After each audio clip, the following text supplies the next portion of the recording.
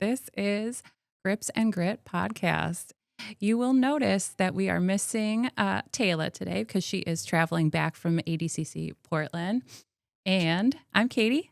I'm Christy. And today we are finally talking with Tam. Dang is the last name, but we know her as Tomato Juice with the Instagram handles. I've been following you for a little while and seeing some of the good stuff you post out, but you come from Pica Pau. I do, yeah.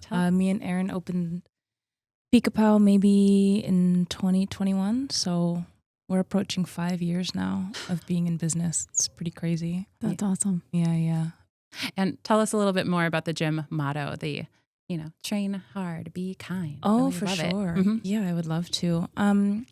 So when we were opening the gym, we knew that we wanted a particular culture and a particular vibe in the scene. I think even just in the last 5 years, the culture has changed. It's gotten much better. People are talking about it more.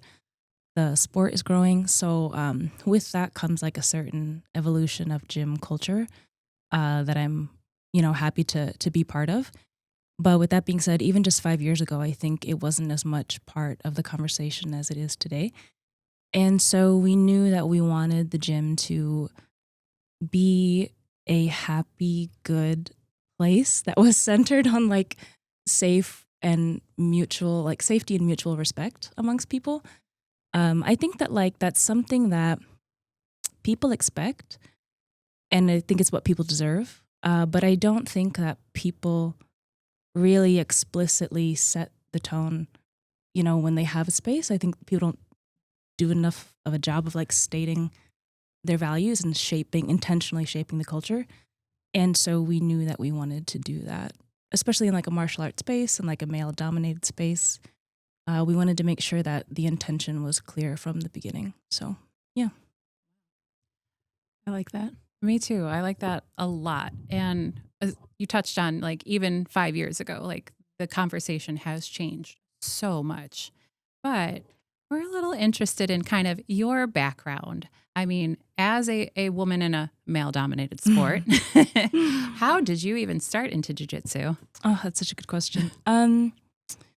Well, I started training at this gym in Chicago. It's called Viana Brothers. It's I own Pica Pau now, so it's definitely my home gym, but Viana's is my original home gym, it's where I started.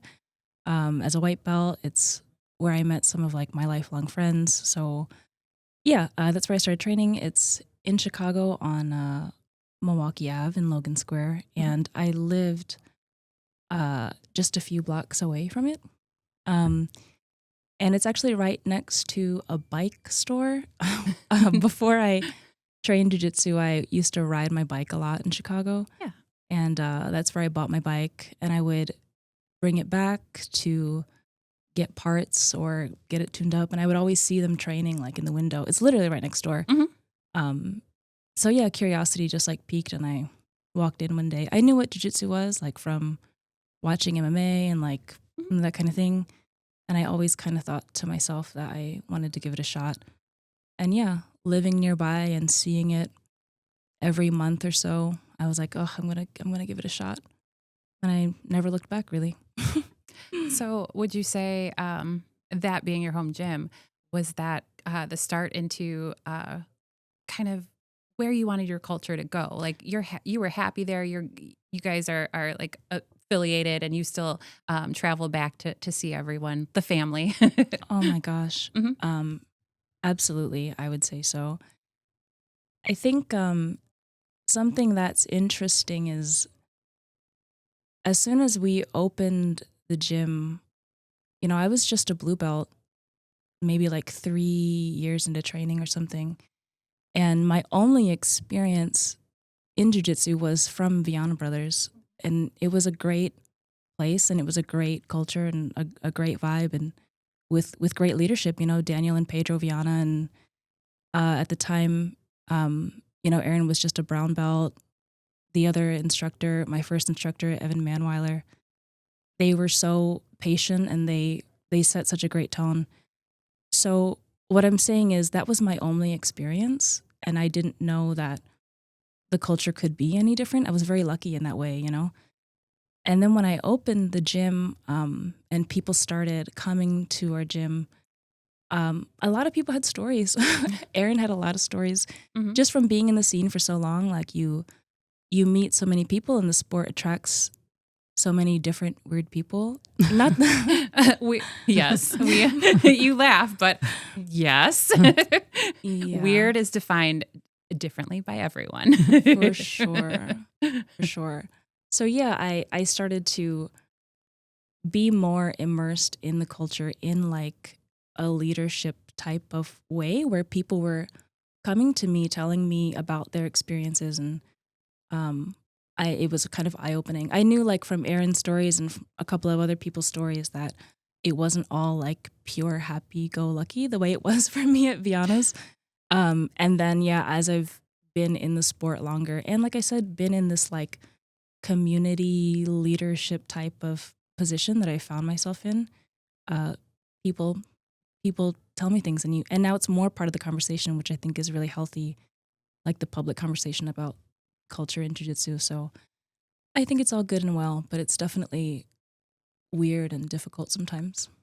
You Well, know? Yeah. I believe it. I think, well, Christy and I come back, like, we had good experiences, Sure. like, Absolutely. yeah, safe places. And I, I mean, there's some questionable time. Everybody comes up with the gray areas here and there for sure. But ultimately, like, I've considered myself pretty lucky. And I would hope that, I can emulate that and bring that out for anybody that wants to walk on the mat, since so many more women, especially, are interested in jujitsu. I like that you're just like riding your bike by and you're like, Yeah, let me see about this. Yeah. that's a very cool story, and the thing that I like about it is you didn't have anybody telling you like, "Hey, try this." You just on your own Yeah. checked it Definitely. out, which that's impressive to me. Yeah. Yeah, I always knew that, even like when I was younger, I wanted to, this is so silly, but I wanted to like do a sport. Mhm. But Yeah. I wasn't really able to, like I was never athletic growing up. I also didn't have like the time or like the resources. I grew up in like a single mother type thing, like multiple siblings, and so we didn't really have like the time or the resources to do a lot of like extracurriculars or anything like that. My childhood was like me riding my bike around outside with my Yeah. friends, and that was pretty much it. So I had always wanted to do something, and what I think is really cool is that I started when I was 27, just kind of knowing that I was like looking for something for me that I wanted to do, and maybe something that like growing up I always wanted to do but never had the ability to. And so like as an adult I was able to give that to myself, which I think is really cool. It's really cool. It's the best gift. It's the best. Yeah. How long have you been training? Because I don't know your age, so I don't have to do the math. Oh my gosh. I am 36. I just turned 36 last month. I think it's February. Yeah, Yeah. I turned 36 last month. Okay. Yeah, In January so- too. Yeah, girl. I've been training for a little bit more than 8 years. Wow, that's Yeah, amazing. Yeah. Yeah, it's the best. So we'll have to touch base because your partner is Erin. You guys are co-owners of this gym. Mm-hmm. So my interest and it was just a little like, did you guys meet while training? Okay. And that sometimes creates an interesting dynamic too. Oh, for sure.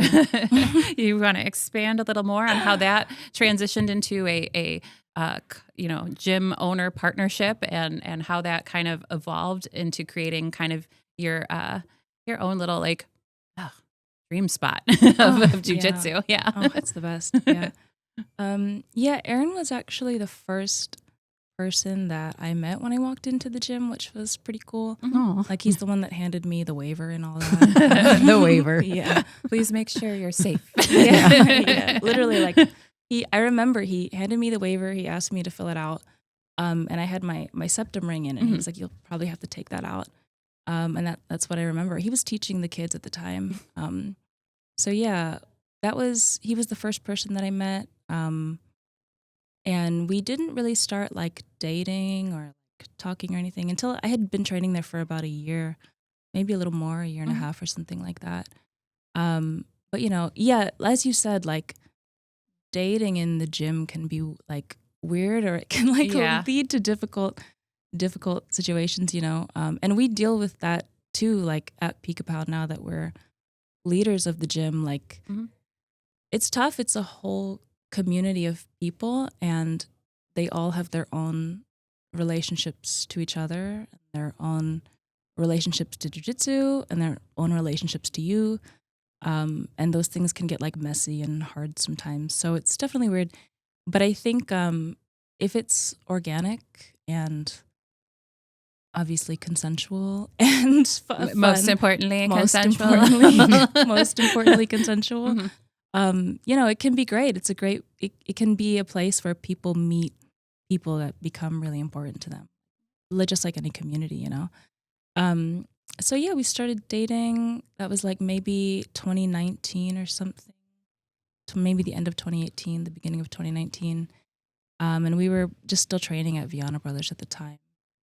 And then I forget what happened. I think it was COVID actually in 2020. That's usually the pivot point for many people. Yeah. Now that it's like been some time, it's a huge like shift. I feel like people are only now understanding how much it shifted their like lives, Yeah. society. Absolutely. Oh, we'll be studying that for years to come. Yeah, Seriously. definitely. Seriously.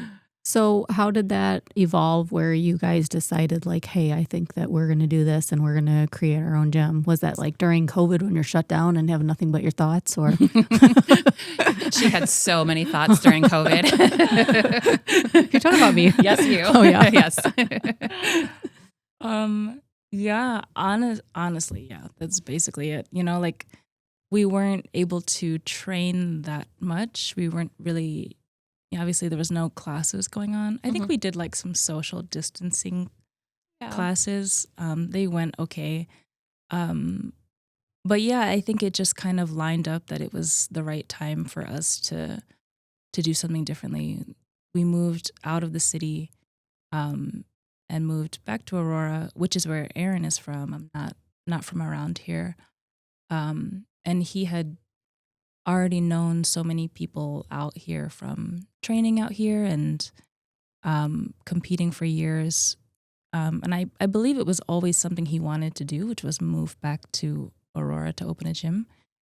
So yeah, we just kind of decided it was the right time.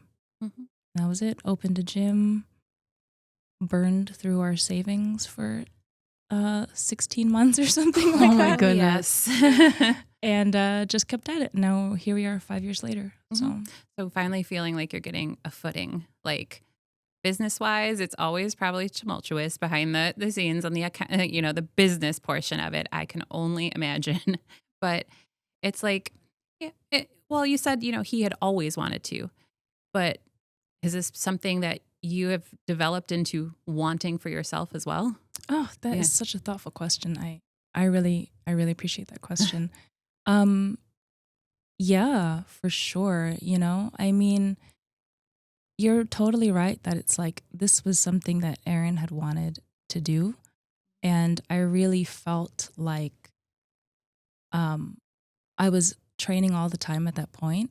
I've always wanted to own a business. I had started like a couple of very short-lived small businesses in the past, either on my own or like with partners that I've been with in the past.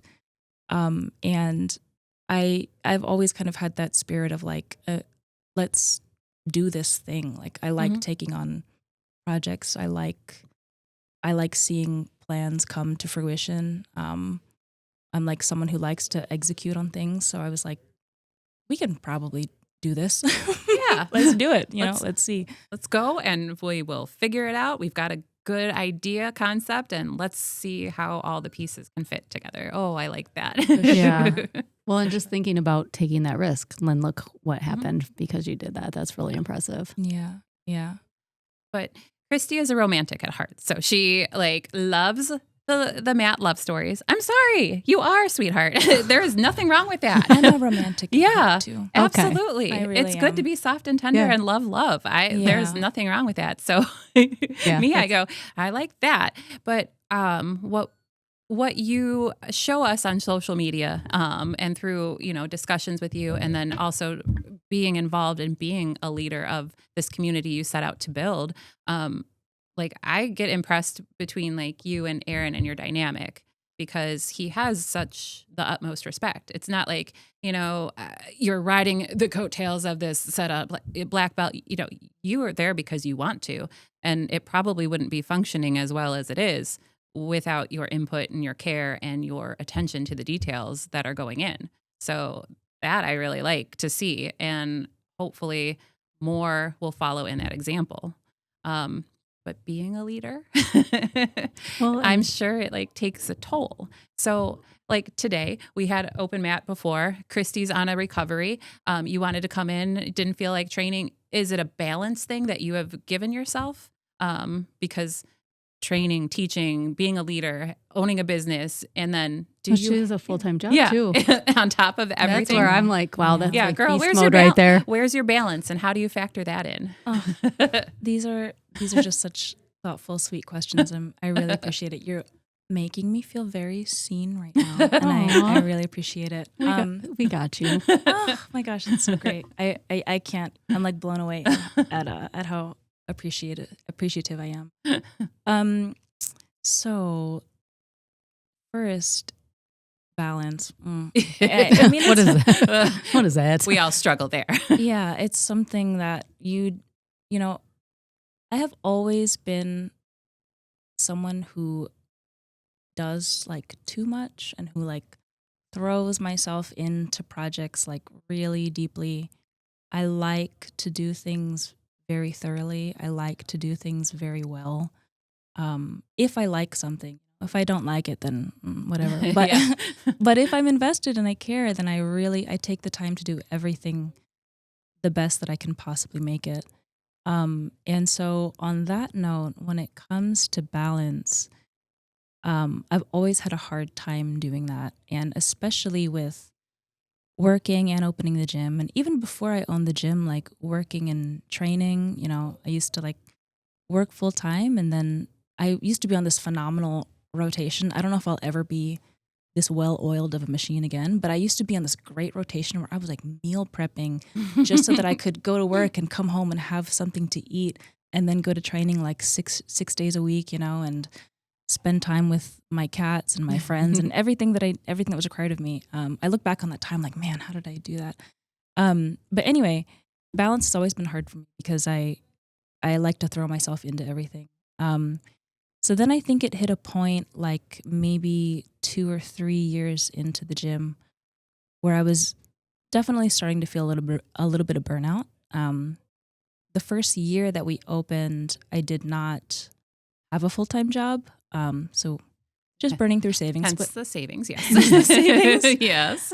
but it was worth it, I mean, Mhm. you have to take that risk sometimes, and you have to just like trust like, oh, if it doesn't work out or if I need to, we will figure it out, So yeah, but that was a great time because even though we were burning through savings, I was training a lot and I was really hands-on at the gym. That was awesome. Eventually, I did decide to go back to work, and that was hard because I was juggling running the gym, training, and I was still competing quite a bit. I competed a lot at Blue Belt. I think like I was thinking about it today. I think the first year at Purple Belt, that was probably our second or third year into the gym. I competed like 6 or 7 times, which is That's a lot. a pretty decent That's really amount of good. time. Well, Yeah. for somebody that does like 0, we go, wow. But coming off of, a year of blue belt, like nonstop competitions, 6 days a week training, I'm sure that's a big change that you had to adjust to as well. It was really tough, and I think sometimes when you're go it's almost like you can't pause to reflect and think about how burnt out you might actually be. And you just do the next thing that you have to do. Mhm. So I was definitely feeling a little burnt out, and I tried to pull back and like give myself more of that balance. So I've been doing that for like maybe a year and a half or something now, where I'm trying to be more intentional with not just my training, but also with my time and making sure that I'm resting and stuff. Oh, I love rest. I And wish I could do more. We all it's say that. important. It is. It's really important. If you want to like perform, if you want to like not just perform, if you want to like be happy, Yeah. be healthy, you have to rest. Yeah. You have to rest. Yeah. So, however, to come full circle, I am now trying to get back into being go, go, go on anything that I want to. Like, it's almost like by resting, it's a balance, you know? It's almost like by resting, I was like fighting who I internally am, which is like, I'm just someone who does not rest. I don't know. I don't know. I'm pointing at Christy if nobody is watching the video. know. But Yeah. It's like that's just who I'm like trying to just embrace who I am. Like this I can't exactly rest. I'm happier when I'm doing something, when I'm focused on something. So I feel you. I'm 100% that same way. yeah. I get that too. yeah, you had a forced rest, but that comes up, and I think you're dealing with it wonderfully. Thanks. Even though you don't feel it, you're like, I just want to be out there. We all have to do things in our time and our ways, and I had that myself. But you are now a brown belt. I am. Yeah. Yeah, we should have said that at the beginning. That's a big. That's Big deal. impressive. Brown I mean, belts, honestly- brown belts. Yeah. Honestly, I remember. I think you've always been a brown belt since I've known you. Mhm. I feel like you. No. You know, I was actually trying to remember today where we met. Was it in Wisconsin or something Would that it- we met? like at a competition at or like at a gym, seminar or something at a gym? Connemawalk maybe, or did you ever go to Open Guard? No, I don't think so. Hmm. We didn't meet at like a Oh. seminar? Oh, Was I it? don't- No? I don't know. I have been to a lot of seminars in Wisconsin now that I think about it. I was trying to remember, but anyway, I think I was a purple belt one. Really? I'm pretty sure. Okay. Well, whatever color your belt was, I always remember like, wow, she's so cool. And here I am like older and I'm just like, she's so cool. I want to roll with her. And she, yeah, I've always like admired you. Like Yeah. whenever the first time I met you was, I don't Yeah. know, because we can't figure that out. But I've always, yeah.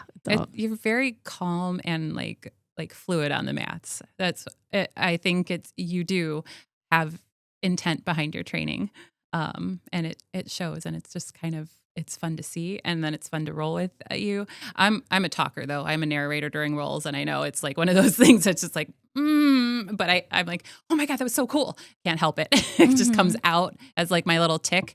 But yeah, It's cool, you know. It's like yeah. part of the raw uh emotion when rolling, and I think it's cool, like the way different people experience or enjoy rolling. Yeah. So it's cool. yeah. I always have fun.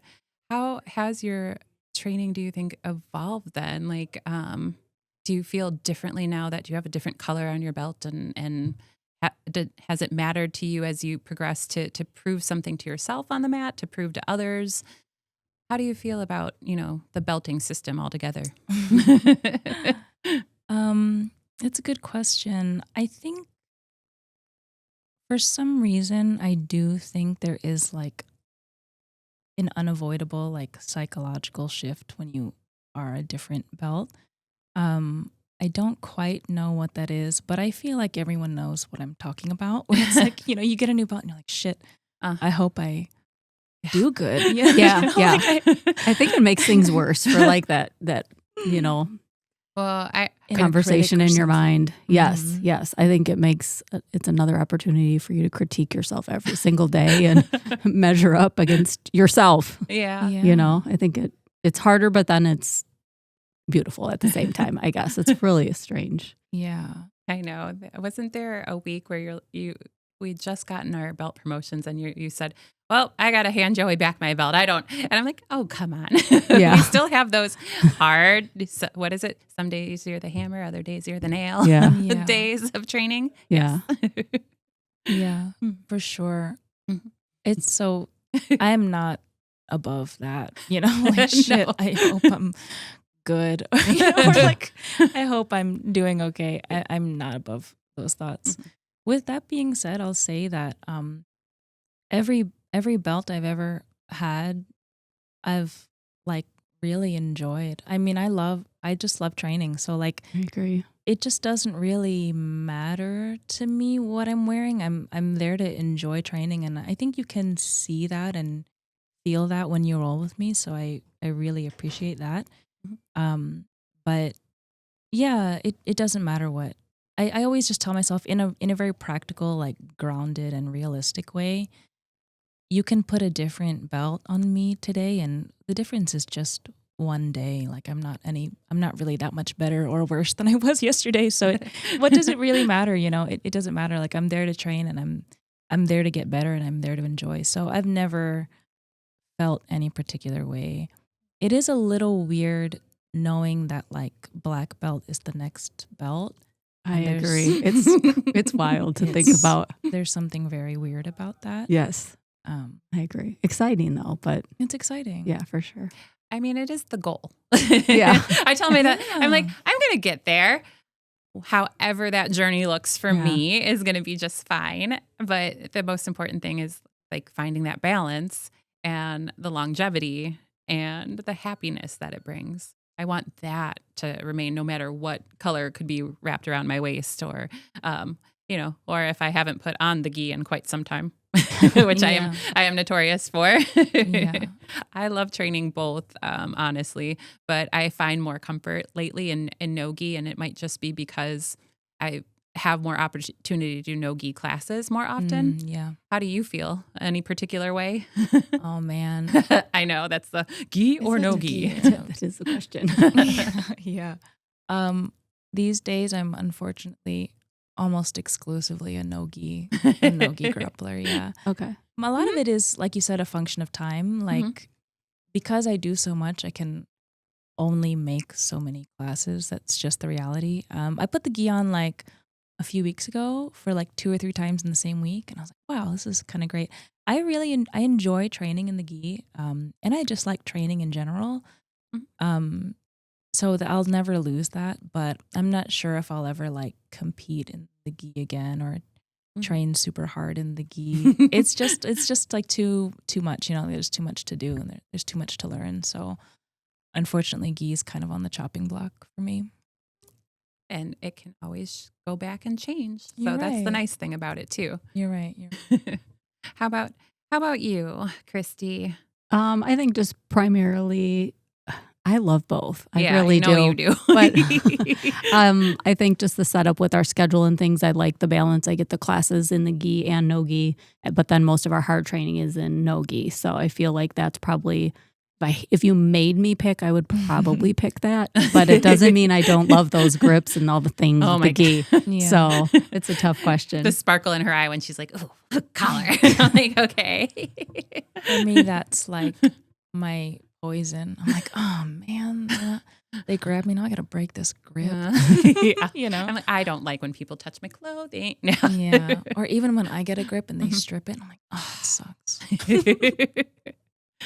So much fun. Oh, good. Both are so much fun. I Yeah. enjoy both for sure. Yeah. But competition-wise, you might not be competing, but you did have a competition earlier this year, or is it end of last? It was the very end of last year. Okay. It was like December, right? Yeah, Mhm. and the first in a long while. How did that feel going back into it? Oh man. It was fine. It was fine. There's that like inner critic, you know what I'm saying? Yeah. It went fine. I did Nogi Worlds, IBJJF Nogi Worlds, which was about 2 months ago in December. Okay. It was in Vegas. It was my first competition in like a year and a half or something. And only my second competition at brown belt. So I guess it was pretty crazy to like not compete for a year and a half and then just go ahead and do worlds. But you know, we were going and I was like, oh, screw it. You know, I mean, I train all the time, even if I'm not competing. Like I'm usually always in shape. I'm usually always training. So there's really no reason why I can't go out and perform. But yeah, I went 1-1. I lost to the same girl that I lost to at purple belt, which was like, oh man, but it was like a very close match. It was a very close match last time as well. And overall, it was really fun. You know, like I enjoy competing.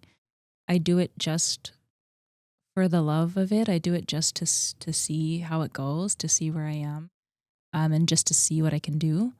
So I had a really good time, but it was tough.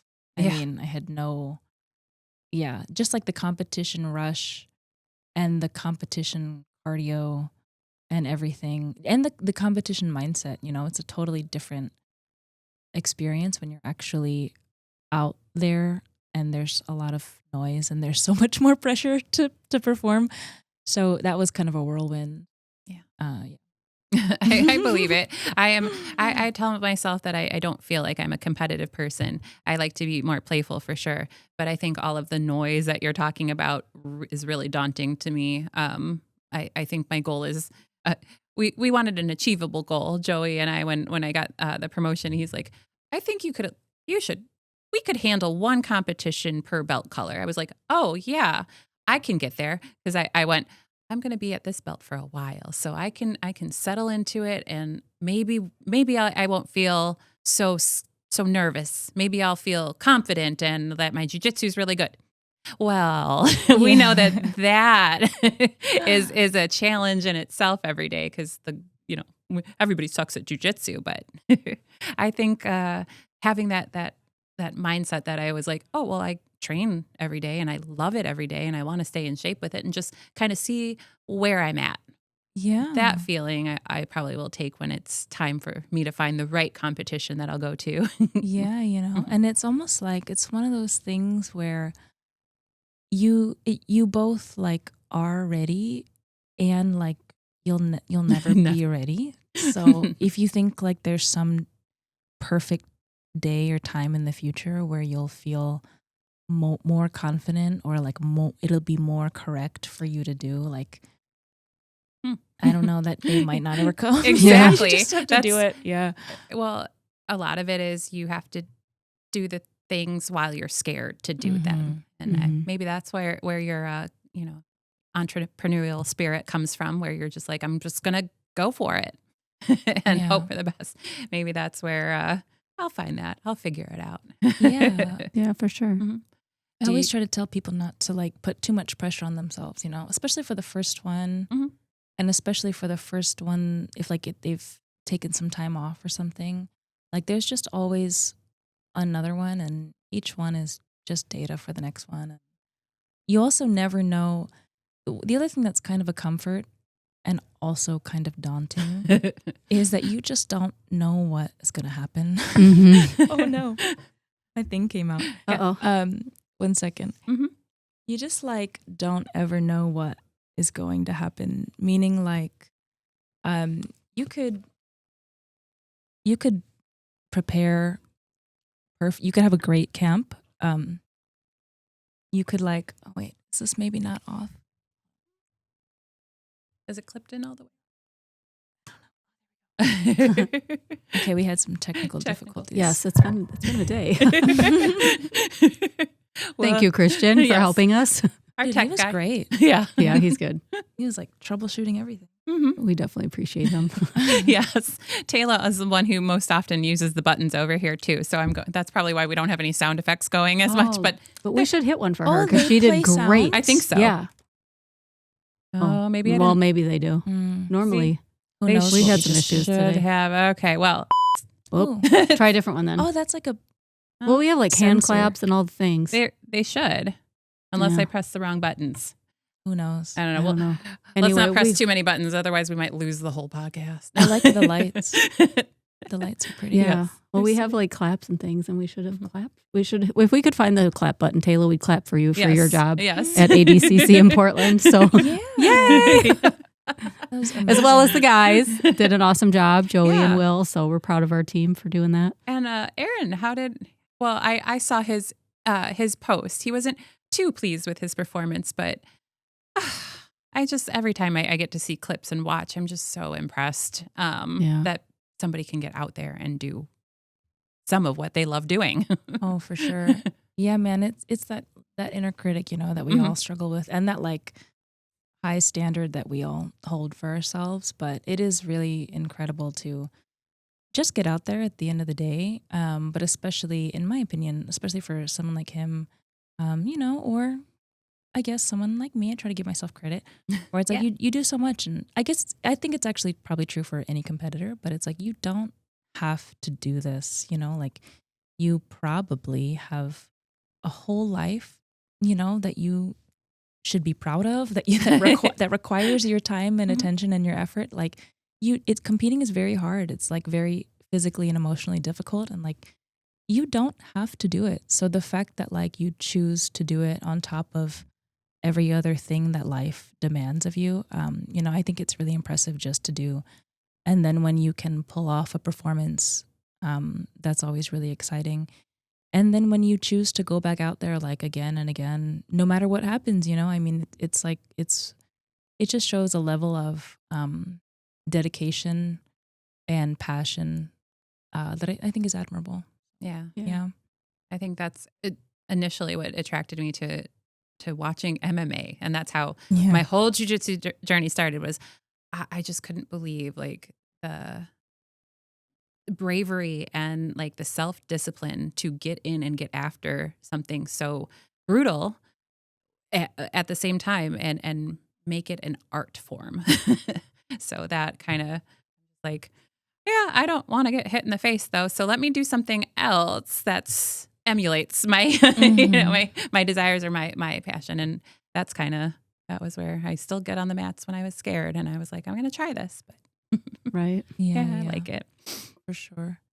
It's been an amazing journey. I mean, I just think of all the people that I've met, along the way that are become like such an important part of my daily life. And it's just, I never imagined that it would be so cool.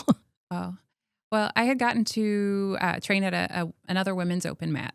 To tie it back to girls, I've been trying to go to more women's open mats because when I started, I was like one of the only females. I hope you had a few more that were seen on your mats, maybe just because you were in the city. But I was like one of the only adult women at the time for a brief period of time, and I was like, well, I wish more girls would do this. I wish more women would be. And now I made a joke. Well, everybody's mother is training now. This is awesome. Yeah. I love the fact they're like, well, I got 4 at home and we're just here to, we all go to classes together. Do you have some of the moms on your mats at Pica Pau as well? Oh, I could talk about this for a very long time. I don't think right now that we have any mothers of like kids in the kids class training. We definitely used to. I don't think we have that right now, but we do have plenty of people who train that are mothers, which I think is pretty phenomenal. And so I guess what I'm trying to say is that making sure that my gym is comfortable and like accessible and safe for women in all stages of their lives to train at is really important to me. It's a huge priority, and it's something that I've thought of since the day that we opened. Technically speaking, in our bathrooms, we have these like shelves, and they're technically changing tables. And I did that on purpose. It's like women, tend to be like the more dominant like caretakers, like the primary caretakers of the family. They tend to hold a lot of those responsibilities. Which is another conversation in itself. But because of that, they have different needs, or like there's different things that people can do for them to make it easier for them to access training. And so I wanted to be intentional about a lot of those things. And yet having those changing or the changing tables for babies was just one of them, So yeah, it's something that's really important to me that I think of all the time. We even put like, now I feel like it's more common, but again, even 5 years ago, it might not have been so common. I always knew that we were going to have like pads and tampons and like nail clippers, even though those should be used by all. But well, that's a whole other day, whole other conversation. Yeah, but yes, I always knew I wanted women's needs to be clearly shown, that like we care about that kind of thing. So Yeah, it's important, I think, as a female, and you do think about that when you go into a gym, and if you're needing anything, and it's right there, and you don't have to awkwardly ask. It really shows that you care about that, and being very thoughtful in that way, definitely. Yeah. Yeah, for sure. I just, the other thing that I think about when it comes to making a space like comfortable and safe for women, like I both want to do things specifically for them, like specifically to meet the unique needs they may have. But it's that balance of like I don't want or need to like do too much. I just want them to be free and happy when they show up. I don't want to.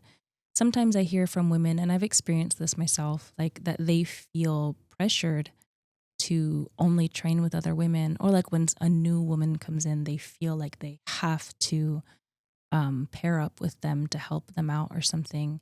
And sometimes they don't want to do that because they want their training to be a little more productive, or they want to be with their preferred training partner or something, and those kinds of things. And I always tell them, like, I tell this to everyone, man or a woman or any other gender, but I tell them, like, you don't have to do anything.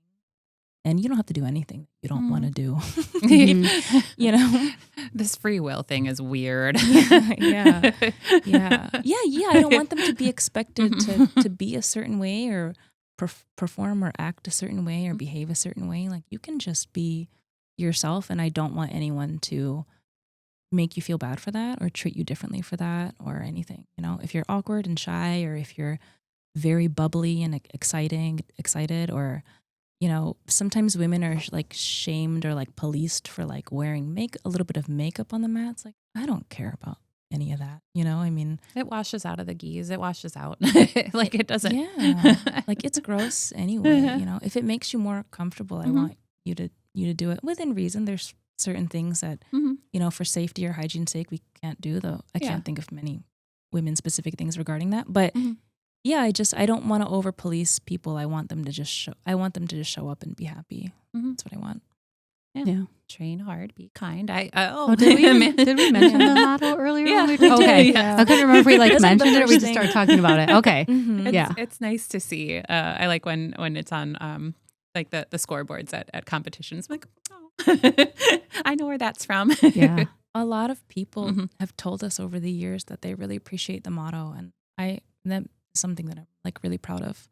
So, it's such a simple concept, but it's often missed, and I think that's why that reminder to see it in like all caps is nice. Yeah, and I think when you vocalize it, it really hits like home to people. Like, oh, I think that might be what I've been missing. What's been missing from my experience. Like, you don't notice it until someone says it sometimes, and then they see the motto and they're like, wow, like that's something that maybe I could have used, or that's something I would like to see more of, or something. I really appreciate that. How did you come up with the Pica Pau as the like logo? Oh, that's all Aaron. Okay. Shout out to Aaron. Yeah, it was like his nickname. He was training in Chicago. He used to have a red mohawk, and I think like I've the seen those woodpecker. pictures from way back when. Yeah, so he got that like nickname because Pica Pau is like the Portuguese word for the woodpecker bird. So that's how that became our logo. I love our logo. Yeah, it's really cool, but I was always curious about it, so it's neat to have the I was like, backstory. I think it's Portuguese. I'm not sure. I think I Googled it to make sure. I was like, oh, makes sense. And then now that you tied it back to that red mohawk era, okay. Oh, that's fun. That's very cool. But Well, he did. I'm sorry. Go ahead. Oh, you're good. I was just going to say we'll have to let him know he did a great job when he came back, and that everybody's proud of him. And Yes. Yeah, you got to hear it sometimes. So this, you had kind of mentioned that you don't want women to feel pressured to immediately train with other women right away. So I think that's fine. Anytime like women come for our open mat here at RMMA, I let them talk to me if they want to. I'm one of the biggest women in the room. So sometimes it can be like I was told I was intimidating, and I was like, I'm sorry. But that was a different, we walked through it. I was like, okay, but I wait and see if they want to roll with me. They can pick whoever they want to roll with. But I don't want to, we have a predisposition to feel an immediate need to say yes whenever somebody asks you for something. So that's why I wait for them to like approach me to see. But I'm happy, like I want to roll with other women, but I also, for the longest time, I was like, I don't think jujitsu is supposed to be separate for women and men because I thought it was supposed to be a level playing ground and we're supposed to just, tough it out. Well, okay.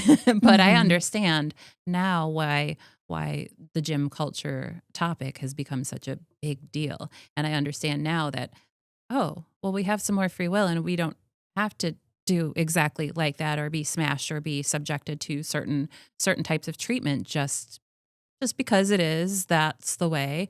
Doesn't have to be. So I like more open, and that's why I'm making my effort this year to go to more women's open mats and train with other women because I had such a lack of female training partners. Doesn't mean I want to do that exclusively. It's not that I find a more productive role with men. I just find more men to be even sized with me, even though Christy is my favorite training partner, but I'm like twice your size. We still have fun. Sometimes, yeah, we have so much fun. But then for certain things like class pairing up and things like that, you want somebody who's more your size. And typically for me, that happens to be in a male counterpart versus, but now that we're having more women come through, I'm like, okay, if you want to be my partner, please. Yeah, it's so exciting when you find a woman your size. Yeah. Being small, I know. It's not easy either, Yeah. No, I love seeing more women come to the mats. And I wish every female could train. I wish every human could train, but big dreams. But I think it's important to make sure that they feel welcome and supported and just kind of help ease their fears a little bit and, make sure that they feel comfortable. What do you think are ways specifically to help like ease some of that fear? I mean, you've taken some steps. What do you think? What else do you think could be helpful just in the women's jiu-jitsu community? Yeah, that is a good question. I think there's a lot of ways to like approach this conversation. There's very practical things that you can do, which is like vetting your leadership, having like standards and protocols in place, enforcing those things when the time comes, and enforcing them, how can I say, like enforcing them fairly and like with confidence that you're doing the right thing. But yeah, so there's like more practical and more serious things that you could do. From a culture perspective, I think it really flows from the top down. And I think that starts with setting the tone. It's kind of like, it's like you said, where you want more women to train and you love training with women, which is true. But there's also this, again, not everyone experiences this, but I have and other people have, where it's like, you don't want to be like feel like you're forced or obligated to like only train with women or like to be solely responsible for like the women's culture at your gym. A lot of people just want to show up and train and have a good time and they don't want to think about anything else, So how can we make that better? I think it starts by setting the tone. When I first opened the gym, one of the very first things that I did was I created some informational posters, which I'm happy to say are now hanging up in like a lot of gyms around the country, and really outside of the country as well. I've made these posters. They were like informative. They were mostly to take some of the burden off me and Erin to like always tell people the rules. But there's a very standard clear cut one. It's called safety and hygiene, and it just has like infographics like make sure you trim your nails, don't wear shoes on the mat, like take your shoes off and all that. Don't wear shoes, or like wear shoes in the bathroom. Wear shoes in the bathroom. Please wear shoes in the bathroom. That kind of thing. Yes. You have to tell people that all the time, even like. I know, and we're grown adults, but it's just you have to tell people all the time, So I made those, and I made one called community standards, and policies. And it just has some really basic tenets of like setting expectations of like how to behave in this shared space so that we can all enjoy it equally. So yeah, there's really basic stuff on there, which is it's like respect the boundaries of other people. You know, consent is like a huge thing in a lot of our messaging. I think I've worded it like tastefully, meaning that like so that it's effective on people, like they understand what I'm saying. And in a rolling context, that comes out as like, you don't have to roll with anyone if you don't want to. You can just say no. And you don't have to explain yourself either. If there's some reason why you don't want to train with someone, you're free to say no. You don't have to be pressured just because they are an upper belt or they're the professor or anything like that. If you don't want to train, you don't have to. But yeah, on our community standards policy, it's like enforce your own boundaries and your bodily autonomy and respect the boundaries of other people. So yeah, it's like there's also another good one on there. It's like, you know, reflect on your own behavior as equally and as critically as you reflect on other people's behavior. You know, it's like just make sure that you're doing your best to look in the mirror and ask yourself, what's your role in any kind of situation? Just to make sure that like, you know, you're doing respect and like safety is a two-way street and everyone has a shared duty to uphold it. And so we put that on a poster. It hangs up in the gym and everyone who walks in the door is shown a copy of it and they have to sign a spot alongside the waiver that says, I've read and I agree to these rules. So, and I think that's something that you can do to set the tone right away. Yeah, that's kind of groundbreaking for, you know, just opening a gym. And then that's, wow. I feel like we have things that are unspoken that we uphold as our community standards for sure. And people that, you know, don't kind of fit the culture have been like, they weed themselves out. For sure. But having it so clearly and plainly like up front and, you know, to uphold, has that circumvented any, you know, major issues? Or have you don't have to give specific details, or have you had to have hard conversations? Unfortunately. So many. Oh dear. Oh, so many. It's okay. It's just part of it. Okay. You know? Yeah, makes sense. It's part of it. I like to think that we are more experienced at it now. But yeah, so many conversations. If you care about the culture, if you care about enjoying the place that you have to go to every day and you want your students to enjoy the place you go to every day, you have to care a little bit. So yes. And it as far as like have the posters helped like prevent any problems or anything?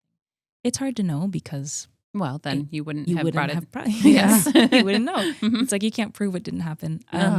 What it does provide is a very easy thing to point to when you do have to have a hard conversation, which is like, hey, we have these boundaries or these rules in place. And if you don't abide by them, if you don't change, like this is how, you know, you may have violated these things. This is how you're making people feel. This is how your behavior is unacceptable in this context. And this is why, and I can point to these tenets of like, if you want to participate in this community, you have to be respectful of other people. You have to not injure other people. You know, so it gives you something clear to hold up in front of people when you do have to have hard conversations with them. And the other reason that I did that is because I read a study that said if you give people a set of rules to look at and you make them physically sign yes. that they agree to it, they are more likely to alter their behavior or behave differently than if it was just like ephemeral posters on the wall or something like that. So something they have to like sign and say, I understand and I agree. Sometimes we scroll through things so quickly these days, but you had a physical copy, I'm sure, starting right away, and then plus having it on the wall. I like that. Yeah. I mean, I'm thankful that we have such a positive culture here. I mean, we don't have anything like that. I think it's just how we do interact and people model, appropriate behavior. And I'm thankful for the gym culture that we have. It comes from the top, Yeah. And they're doing a great job. Yeah. Shout out. We'd hit a button, but they're not working. So I don't know what I hit. I don't want to delete the whole thing. Yeah. I will get a little more tech savvy as things go on. I'm sure we hope to have more discussions and more podcasts kind of in the future too, definitely to discuss, because I think just overall our love for jiu-jitsu needs to have these kind of conversations.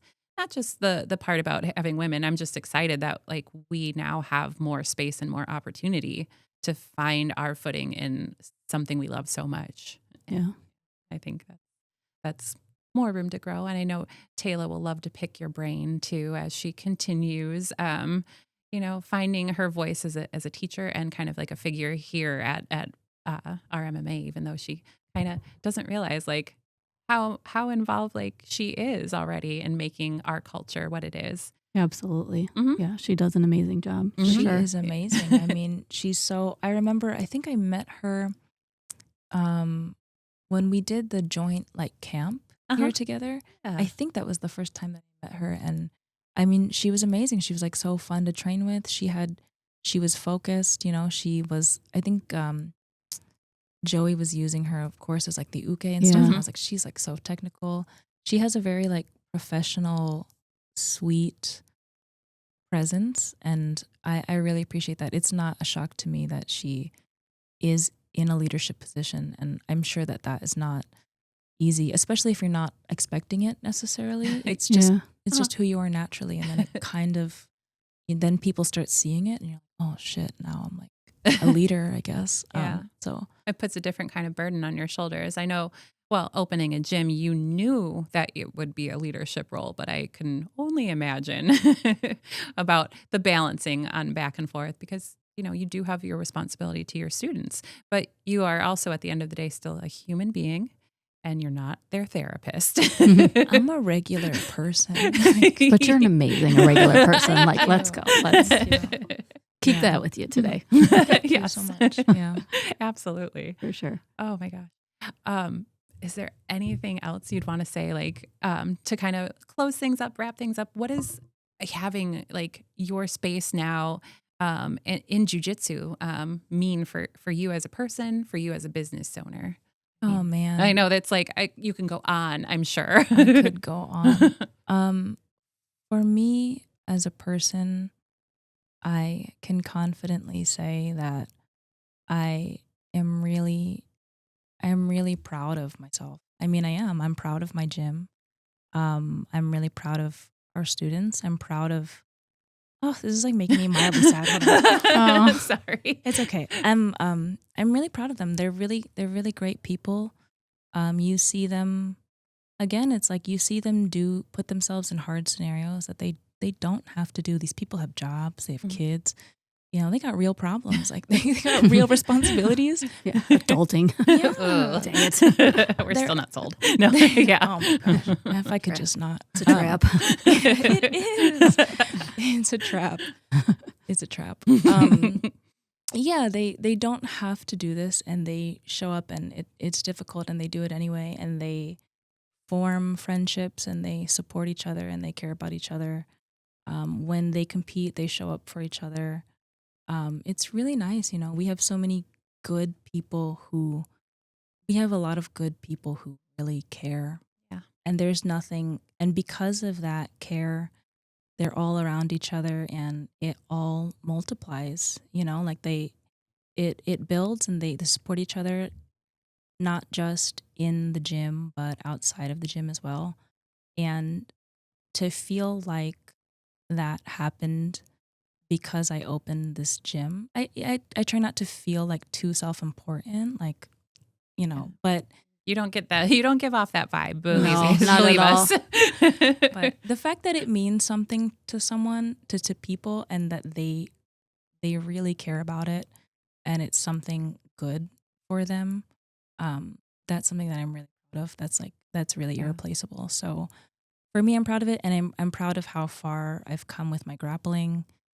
I started just like any other Riding your bike. riding my Just, bike. let me see if I can do this. Yeah. I always joke, like, if you just looked at me the wrong way, I would fall over. I have no balance, nothing, you know. And now I've competed and done things I've never thought I could do. And so for me personally, I'm really proud of it. I'm proud of how far it's come, and I'm proud of the people that we have.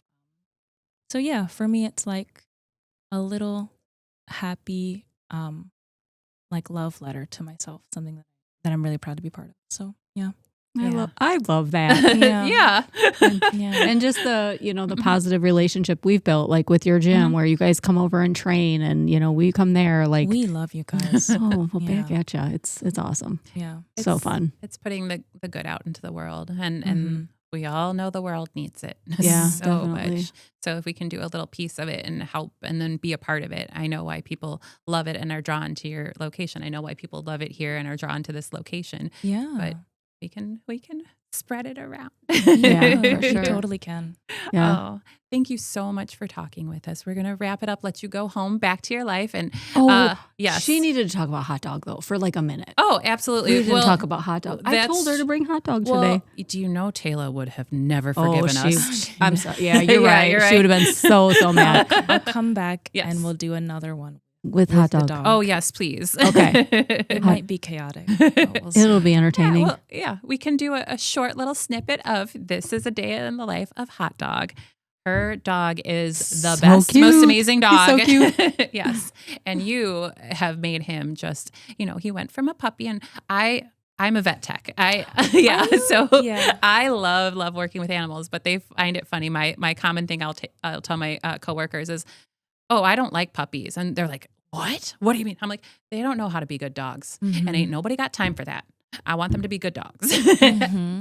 But because this woman has taken the time, the effort, the energy to put into this little puppy to make him the best dog. So good. Never a foot on the mat. He does do it sometimes. People love that dog. That's all I'll say. He's so cute. Yeah.